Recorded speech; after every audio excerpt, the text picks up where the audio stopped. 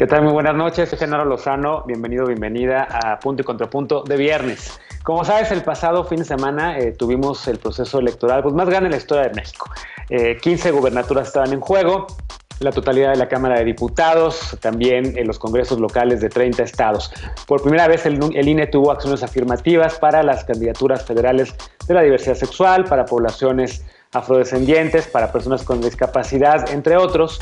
Y también, obviamente, a lo largo de la semana hemos ido analizando los resultados postelectorales, si sirvieron o no las alianzas, cómo le fue a Morena, cómo le fue a la oposición. Esta noche recuperamos estos temas, pero lo vamos a hablar con 4 personas expertas en temas electorales y vamos a hablar también de lo que sigue, porque ya el presidente López Obrador anunció la consulta a los expresidentes de México para ver si van a ser o no juzgados, y también, evidentemente, el presidente ya está en el día después de la elección. Así que quédate con nosotros, que vamos a analizar todos estos temas esta noche. Esto es Punto y Contrapunto.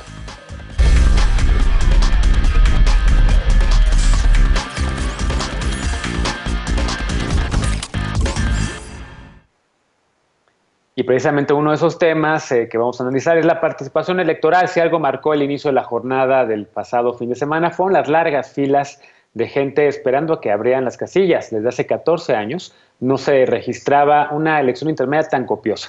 Las y los ciudadanos podemos felicitarnos por nuestra participación, pese a la pandemia y a los incidentes de violencia que fueron y que marcaron prácticamente todo este periodo electoral. Veamos el contexto.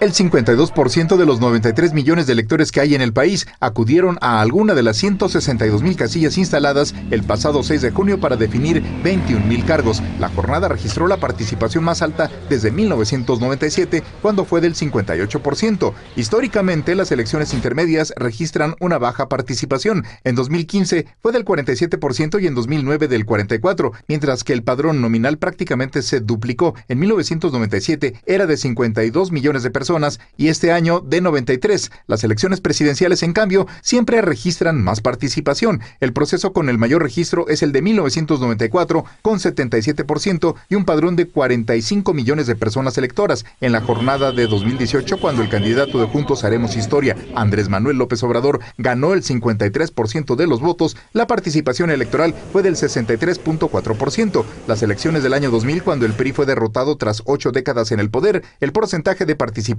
fue del 64%. Además de reconocer la alta participación en la jornada y que se realizó con seguridad pese a la pandemia, los observadores internacionales de este domingo lamentaron el clima de violencia previo. Según la consultora Etelect, 35 aspirantes y candidatos fueron asesinados y el día de la jornada, en algunos puntos del país, se denunció robo de urnas, incendio de material electoral y amedrentamiento a votantes. El INE reportó que durante la jornada se reportaron 6,000 incidentes que van desde la presencia de propaganda cercana a las casillas o a la votación de algún ciudadano que no se encontraba en la lista nominal de electores. Punto y contrapunto.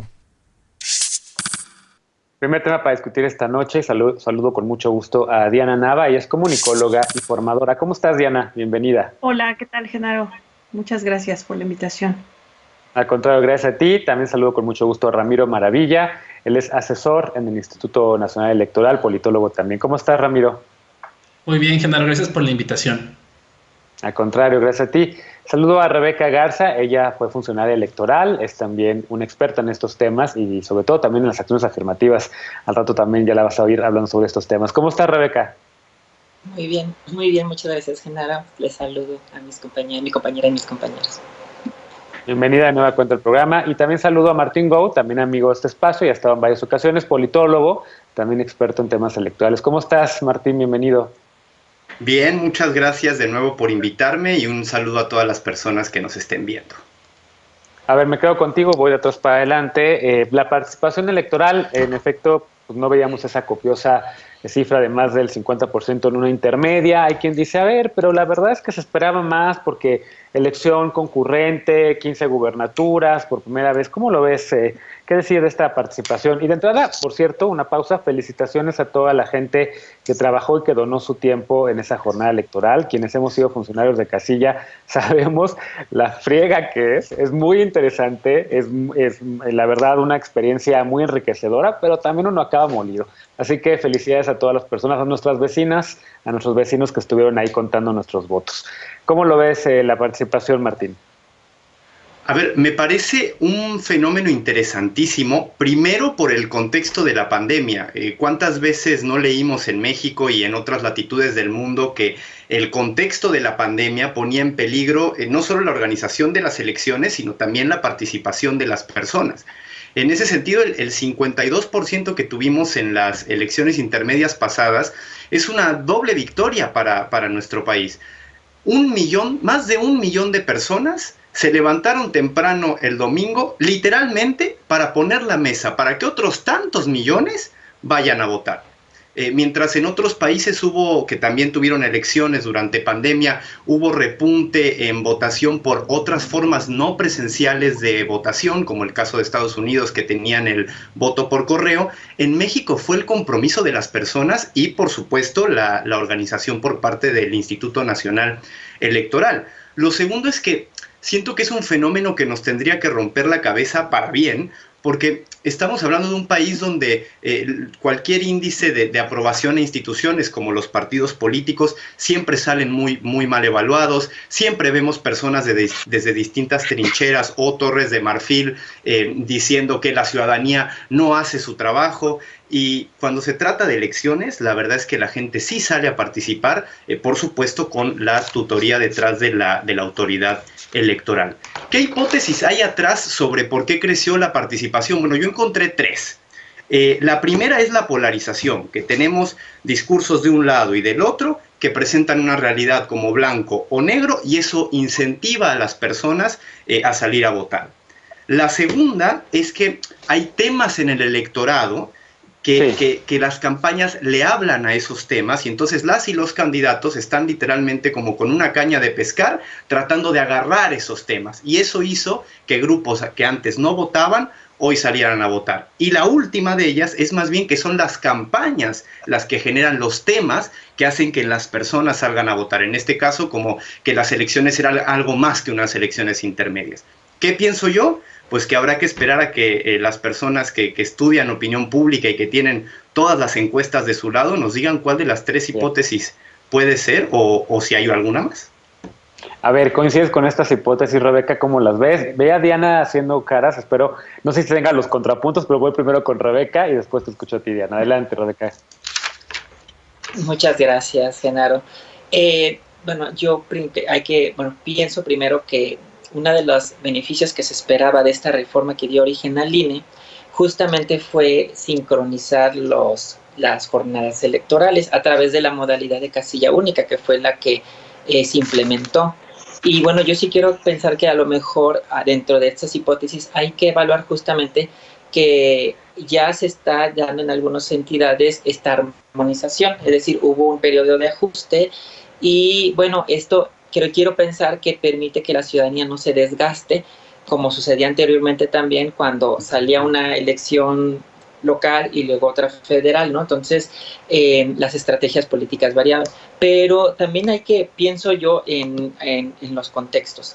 Es decir, llegamos a la pandemia con 60% de población mexicana en pobreza o pobreza extrema. La pandemia vino ahorita yo escuchaba que se polarizan las opiniones, pero las opiniones habitan cuerpos y los cuerpos habitan contextos donde hay precariedad y pobreza.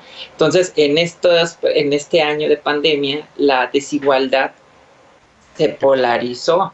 Entonces, yo la verdad sí pensaría que no solamente es un tema de discurso político lo que genera que las personas salgan a votar. Y ya lo último, para cerrar, yo pensaría que aquí la gran deuda y donde hay que mirar es hacia los partidos políticos, porque la ciudadanía en cada proceso electoral, como en este, donde el reto de la pandemia, siempre ha demostrado una gran participación y un compromiso como funcionariado de casilla y como electorado. El gran problema, creo que es histórico, son las opciones políticas. Entonces, el que la ciudadanía haya salido a votar aún con una muy desencanto de opciones políticas, creo que no debería de permitirnos lanzar las campanas al vuelo y pensar a que la ciudadanía está dando un voto de confianza, pero ese voto se va a acabar. Ese voto se va a acabar y, bueno, lo que yo quiero decir es que hay que exigirle a los partidos políticos, bueno, que haya candidaturas a la altura de esta ciudadanía. Claro, de acuerdo. Y campañas con propuestas en lugar de puro bailecito. Pero bueno, Ramiro, ¿Cómo ves la participación ciudadana? ¿Coincides con estas hipótesis que puso Martín en la mesa? ¿Qué agregas a lo que dice también Rebeca? Me parece totalmente de acuerdo lo que menciona Martín. Yo creo que, primero que nada, en esta elección se demostró que el INE puede y puede muy bien, porque logramos tener una participación sobre del 52%, que es mucho más alta que lo que hemos tenido en otras elecciones intermedias, en un contexto de pandemia, donde la gente realmente tenía miedo de ir a votar, pero también en un ambiente en el cual estábamos recibiendo pues ataques de parte de la autoridad, del poder, y en un contexto de recorte presupuestario. Y pese a todo esto, el INE sale y puede hacer las elecciones.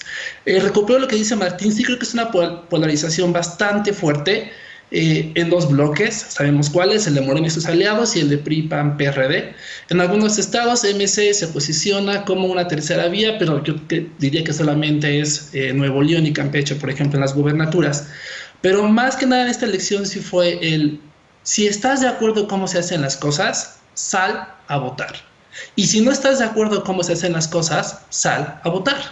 Porque se presentaba como todo el apoyo es el proyecto del presidente o los votos para quitar el apoyo al proyecto del presidente y llegar a una segunda alternativa. Creo que también vemos en esta elección el agotamiento de las figuras de las candidaturas independientes. Ningún candidato independiente logró una diputación por mayoría relativa en esta elección. Y también vemos los chiquipartidos agotándose, ¿no? Los tres nuevos partidos terminan desapareciendo, y esto es porque no tienen agendas de política pública claras. Solamente eran satélites que estaban por ahí pues intentando ganar votos, pero realmente, como ya dijeron, se sustentaban en los bailes y no en las propuestas. Bien, y finalmente, en esta primera ronda, ¿cómo lo ves, Diana? No sé si tenías algunos puntos sobre las hipótesis de Martín. No, al contrario, coincido totalmente con mis compañeros, colegas. De hecho, fíjate que tuve la oportunidad, después de muchísimos años, de poder participar en una casilla, y entonces comprendí la importancia de que no tengamos en México centros de votación, sino que tengamos casillas en nuestras secciones en donde las personas podamos integrarlas e ir a votar y tener la confianza de estar ante nuestros vecinos. Yo siento que, adicional a lo que comentaban, ocurre que los hechos recientes, muchos de los hechos recientes, provocaron también un cambio en las agendas, por supuesto, en las agendas de las personas, las narrativas. Las agendas no solo se movieron, sino que también ayudaron a mover a las personas. Así que yo agregaría a todo lo que comentaron eso para poder continuar. Así es. A ver, vamos a hacer una pausa justo después del último comentario sobre la participación, Martín, porque ya sabes que el tiempo en televisión vuela. Entonces nos queda todavía un minutito y medio. Adelante, por favor, que después de haber escuchado esta primera ronda y de tus hipótesis también, ¿qué más agregar sobre el tema de la participación? Yo también coincido con lo que decía Ramiro, una buena participación, a pesar incluso también de esta confrontación que hubo entre el presidente López Obrador y la autoridad electoral. Sí, señalaría dos últimas cosas, 30 segundos para cada una. La primera, es cierto que la campaña que vimos del partido en el gobierno no fue contra, o una buena parte no fue contra la coalición, fue contra el INE. Y eso lo podemos ver directamente en su Twitter. Así que esa es otra victoria que podemos sumar a lo que pasó el domingo. Y lo último que diría es que me da gusto que el mínimo común denominador de esta mesa de que estamos hablando ahorita se distancia mucho de comentarios que yo llegué a ver muy mezquinos, donde el análisis era que las personas se habían equivocado por cómo votaron, que también se dio en 2018, ¿no? Que se van a arrepentir del voto que ejercieron. En 2018 era el tema de que íbamos a hacer Venezuela y ahora es como la ola conservadora. Me parece que eso es mezquino, es incompleto y es una versión muy, digamos, escueta de una realidad muy compleja. Bien, pues déjame hacer una pausa, regresamos después de la pausa para hablar del segundo tema de la noche. Las elecciones del domingo fueron las más incluyentes de la historia, al menos así se empiezan a ver, pero veremos si realmente es cierto. Por primera vez se presentaron candidatas y candidatos de la diversidad sexual o con acciones afirmativas en el sentido, con discapacidad también y de otras minorías. ¿Cuáles son los primeros resultados que podemos aprender de esta experiencia? Veremos qué opinan las y los invitados de esta noche al regresar.